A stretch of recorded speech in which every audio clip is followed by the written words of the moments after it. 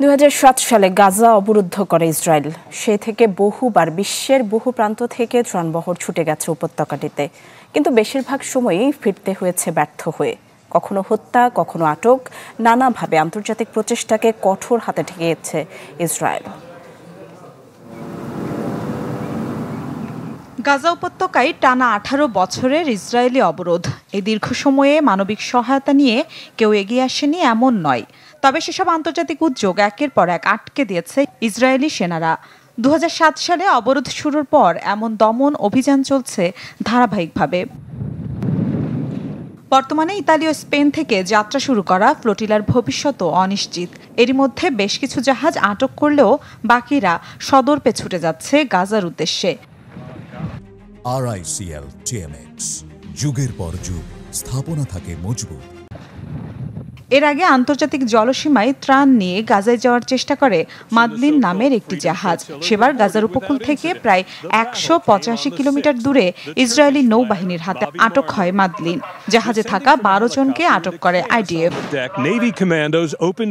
2008 সালে প্রথমবার অবরোধ ভেঙে গাজায় ঢুকেছিল ফ্রি গাজা মুভমেন্টের দুটি নৌকা। এরপর 2008 থেকে 2016 সাল পর্যন্ত 31টি নৌযান পাঠানো হয়, যার মধ্যে 5টি পৌঁছায় গাজায়। কিন্তু 2010 সালের পর থেকে সব মিশনই হয়েছে ব্যর্থ।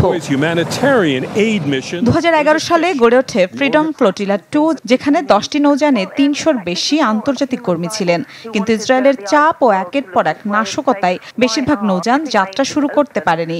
একমাত্র ফরাসি জাহাজ ডিগনিতে আল কারামা গাজা অভিমুখে রওনা দিলে তাও আন্তর্জাতিক জলসীমায় আটকে দেয়া হয়। 2018 সালে জাস্ট ফিউচার ফর প্যালেস্টাইন মিশনে 4টি জাহাজ অংশ নেয়। এর মধ্যে আলাউদা আর ফ্রিডম আটক হয় আন্তর্জাতিক জলসীমায়। অংশগ্রহণকারীদের অনেকে অভিযোগ করেন মারধরের পাশাপাশি তাদের বৈদ্যুতিক শক দেওয়া হয়েছিল।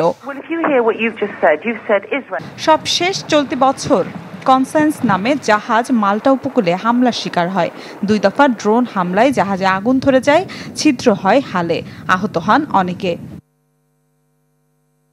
গাজার পরিস্থিতি এখনো ভয়াবহ। মানবাধিকার সংগঠনগুলো বলছে ধ্বংসস্তূপের এই উপত্যকা যেন বিশ্বের বৃহত্তম মুক্ত বায়ুর কারাগার।